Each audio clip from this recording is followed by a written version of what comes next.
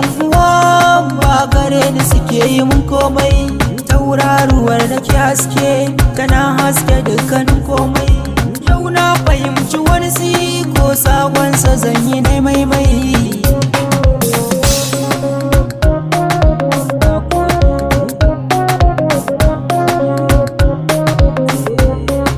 Ina so ne rayuwar hutu na daɗe cikin ta dai karko, sai dai kamar akwai tsiko wahala take biyo farko. Mai haƙuri da ya jure zai mance dukkanin farko, wahalarsa za ya zam daɗi wannan hakan yake taba.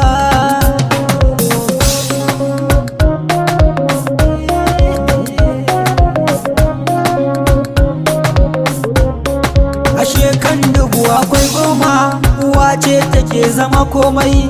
Yau na fahimci soyayya ita ma tana zama komai.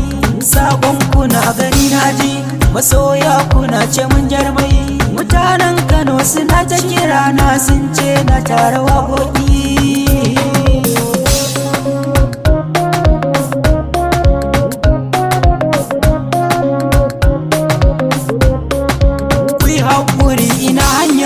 Mutanen Kano da ke sona, a Jos ɗin ido na ya buɗe kuma yan uwa suna sona. Amma garin ku sai na zo, saƙon ku ya shigo kunji. Masoya kuna yi mun addu'a gare ni tana yi mun rana.